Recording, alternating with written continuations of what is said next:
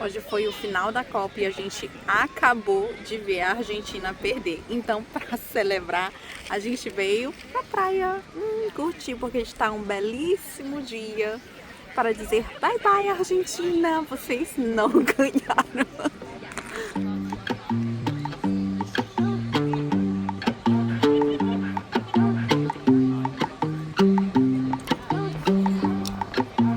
Conta para uma sexta-feira. Acabei de sair da faculdade. Eu vim no supermercado, que é bem legal aqui também, pertinho de casa. E tô atrás de uma bebida não alcoólica para celebrar o quase final, quase encerramento da faculdade nesse semestre. Já estou em casa, acabei de chegar, não encontrei a minha cerveja sem álcool. Então o que eu vou beber? Uma água gelada, porque é de graça. Sejam bem-vindos a mais um vídeo aqui desse canal. E se você não me conhece, o meu nome é Laila e eu moro aqui no Canadá, mais precisamente em Vancouver, há quase 4 anos. Comecei a postar uns assuntos mais interessantes relacionados a como começar a vida aqui no Canadá. Então, se você gosta desse tipo de conteúdo, não esquece de deixar o seu like aqui no vídeo. Isso ajuda muito ao YouTube a entregar o vídeo e entender que o conteúdo é relevante, mais pessoas se interessam por ele. Se inscreve no canal se você ainda não se inscreveu. Eu posto o vídeo aqui uma vez por semana, todo domingo, mais precisamente às 10 horas da manhã, horário de Brasília. Então, bora que hoje eu tenho um assunto bem legal e um pouco polêmico para trazer para vocês. Vocês já olharam por aí na internet uns vídeos que, quanto eu devo levar para imigrar? Quanto levar na minha conta bancária? Quanto de dinheiro eu preciso para poder me mudar e recomeçar a vida do zero? Pois é sobre esse assunto que eu vou falar no vídeo de hoje. E olha, o meu lema é: façam o que eu digo, mas não façam o que eu fiz. Eu vou botar no passado, né? Porque foi o que eu fiz. Eu diria pra vocês, resumindo o assunto, que responder essa pergunta ela é muito pessoal. Tem gente que vai dizer que determinada quantia é pouca, que determinada quantia é o suficiente e que o que você vai trazer, por exemplo, para uns vai ser suficiente por 6 meses, mas na verdade acaba sendo para 2 ou até metade do mês, né? Do tempo estipulado. Então é uma coisa muito pessoal, dependendo muito do estilo de vida. Vamos começar por aí.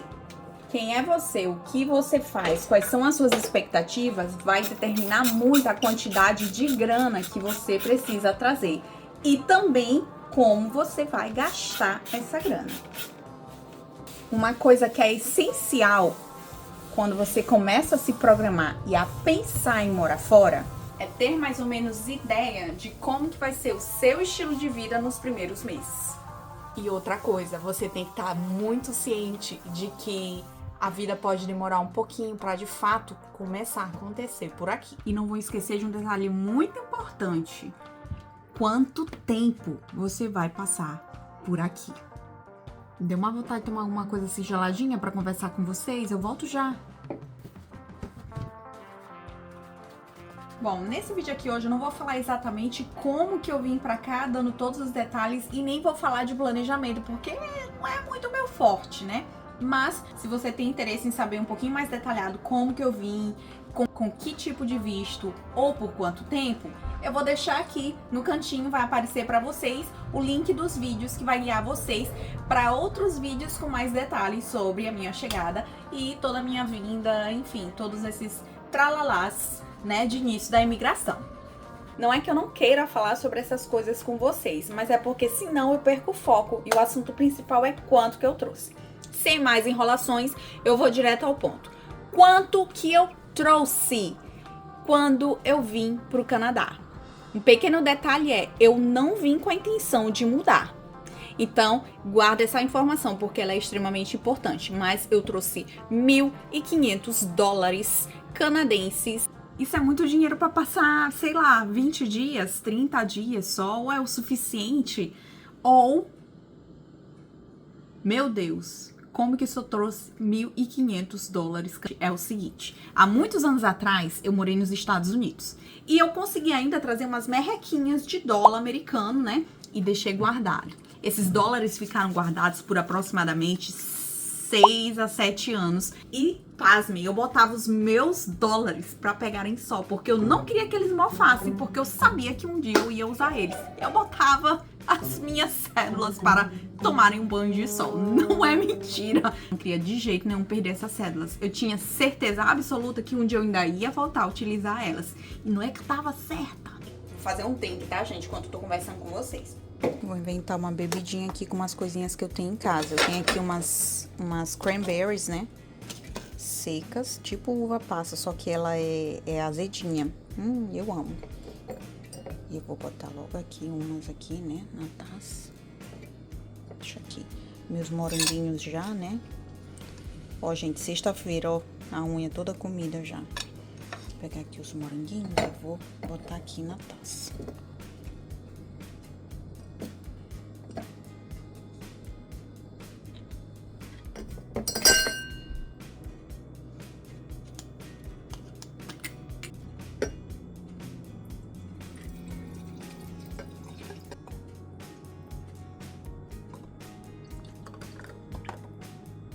Olha só essa belezura. Quanto que eu não ia pagar se eu fosse beber uma coisa dessa fora? Sabe o que tá faltando? Eita, que eu tô inspirada, uma pimentinha. Diz aí, se não tá típico de um restaurante sofisticado. Olha só essa belezura. Servidos? Agora eu estou pronta para continuar esta fofoca com vocês. Teve um certo dia, um pouco depois da pandemia, que todos os cursos entraram em promoção. E eu disse assim, essa é a minha oportunidade. E aí eu tinha um dinheirinho guardado, porque na pandemia não se saía de casa, eu não gastei o dinheiro. Então eu tinha 7 mil guardado. E o curso custava 14 mil. Ele foi para mais da metade do valor. Então eu disse, essa é a minha oportunidade. Na época era um curso que eu teria direito para pegar o visto de estudante com permissão de trabalho. E aí, o que eu fiz? Logo de imediato, paguei metade do curso. Esse ainda não é o dinheiro, tá, gente? Que eu tinha guardado, que eu botava pra pegar só. Mas foi a entrada que eu dei. Confiante de que aqueles dólares que eu tinha guardado, eles iriam me ajudar com o mínimo que era necessário pra entrar no país nessa condição de visto de estudante com permissão de trabalho. Então, assim eu fiz. Alguns anos depois, mais ou menos 2 anos depois, eu consegui embarcar e consegui finalizar o pagamento do curso todo e trouxe aqueles dólares comigo. Os dólares americanos eu não passei pro canadense, porque eu queria passar tudo aqui para que eu tivesse uma troca de moeda mais justa. Eu não queria trocar naquela época por reais ou, sei lá, fazer alguma conversão errada. Então eu trouxe os dólares americanos comigo e aqui eu fiz a conversão dele. Porém, eram só 1.100 ou mais ou menos 1.000 dólares americanos. E aí, com a rescisão do serviço, quando eu pedi a demissão toda, eu consegui ainda trazer mais uns 300 dólares. E esses sim, já foram de reais para dólares canadenses. Juntando a minha rescisão com o dinheiro que eu tinha guardado, né, aquele que eu botava para pegar sol, juntou mais ou menos uns 1.500 dólares. Quando eu paro assim para pensar, eu digo, meu Deus, olha a loucura. Lá vem eu, com 1.500 dólares na conta para passar 10 meses no Canadá. Mas calma lá, que eu tinha permissão de trabalho. Aí eu falei assim pra mim mesma, a gente vai dar conta. Só que o dinheiro que eu tinha não sabia desse plano. Ele não era suficiente. O dia tá muito bonito. Eu acho que eu vou lá fora pegar um solzinho e conversar com vocês. Vamos continuar esse papo lá fora? E vocês sabem qual foi o principal problema? É que eu não contava que, apesar de eu ter a permissão de trabalho, eu não contava com a dificuldade de arrumar emprego. Então eu vou deixar aqui no cantinho, vai aparecer aqui no cantinho para vocês, outros links que vão levar vocês para alguns vídeos em que eu falo sobre a dificuldade, a problemática, né, o desafio que é o mercado de trabalho daqui. Que na verdade foi isso que me complicou. Foi porque eu não sabia que era muito complicado de arrumar trabalho, né? Mas isso é assunto para outro vídeo. Ou então vocês ficam com esses aqui mesmo que vão papocar aqui no cantinho. Vocês conseguem acompanhar todos os detalhes a respeito de como conseguir emprego aqui no Canadá. Então, minha gente, eu cheguei de boa, né? Eu tenho dinheiro suficiente. Consegui pagar um mês de aluguel, num aluguel super em conta na época, que eu consegui, através de uma brasileira que eu conhecia na internet, enfim. Consegui pagar dentro desses 1.500 o aluguel. E aí, 1.500 menos 600, pois é isso aqui que sobra. E aí começou o aperreio. Logo de imediato eu procurei emprego? Não. Eu cheguei aqui no Canadá fazendo o que todo mundo que já morava aqui dizia pra não fazer. Quando você vê, não é férias. E como que eu tratei o Canadá no primeiro mês, ou pelo menos nas primeiras semanas? como lugar para tirar férias. Nunca, jamais cometa esse erro de pensar que o país que você está indo para imigrar e começar a sua vida do zero é um local onde você tem que tirar férias. Eu vou acordar tarde, vou curtir a vida, só que isso fez com que eu perdesse muito tempo para procurar emprego e o dinheiro estava acabando, só que eu não dei conta disso a tempo antes de passar o sufoco. Então não, 1.500 não foi necessário nem sequer para um mês completo para eu ficar tranquila aqui no Canadá. E afinal de contas, quanto que a gente deve trazer de dinheiro quando você vem, nem que seja para passar um tempo sem necessariamente ter a intenção de ficar? No meu caso, solteira, morando em casa compartilhada, com um estilo de vida mais tranquilo, sem necessariamente comprar carro logo de início, sem necessariamente morar em local muito caro. Bom, para mim eu acho que o primeiro mês, uns $3.000 seriam suficiente, mas eu trouxe a metade disso. Pelo menos $3.000 para mim naquela época. Lembrando que esse valor é por um mês, tá? E eu trouxe 1.500 sem necessariamente contar que seria só para um mês. Eu trouxe, na verdade, 1.500 para contar até o próximo mês ou quando eu conseguisse emprego. Eu achei que eu ia fazer milagre com esse dinheiro. Onde eu estava com a minha cabeça, eu não sei.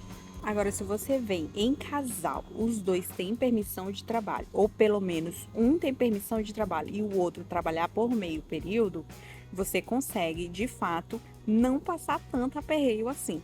Mas se você vem solteiro, bom, faça os cálculos. Onde você quer morar? Quanto mais ou menos você vai gastar? Ah, Laila, mas eu não conheço a cidade. Bom, eu vou falar por Vancouver, tá?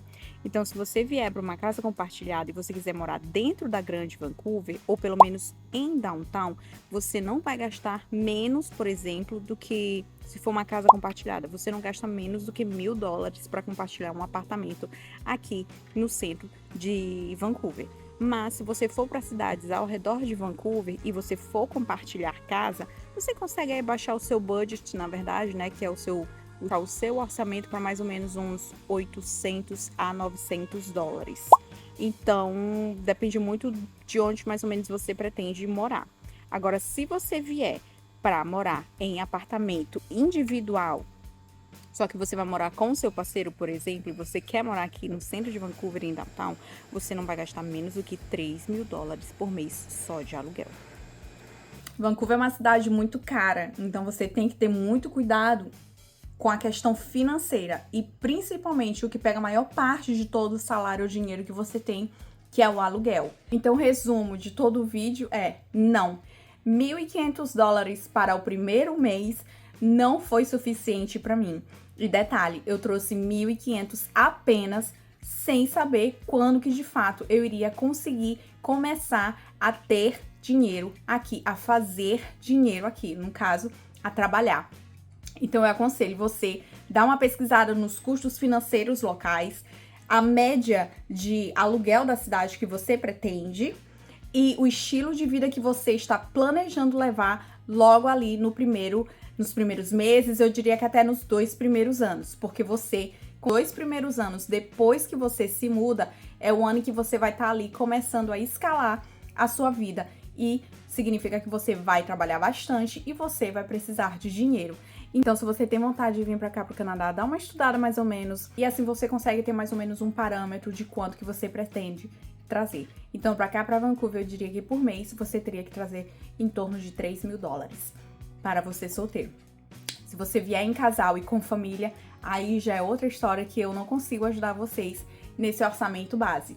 Mas $3.000 para o primeiro mês, com custo de vida tranquilo, sem carro, casa compartilhada e que você venha com pelo menos um visto de trabalho para procurar assim que você pode um emprego, eu acho que $3.000 por mês consegue segurar aí os seus primeiros gastos. Pelo menos $3.000. Então é isso, gente. Eu espero que vocês tenham gostado desse vlog de hoje. Deixem nos comentários o que vocês acharam. Não esquece de deixar o like no vídeo. Eu preciso muito que esses vídeos eles precisem circular para mais pessoas que têm interesse em saber essas pequenas curiosidades quando a gente decide mudar de país e recomeçar a vida do zero. Então é isso. Vejo vocês no próximo vídeo. Tchau!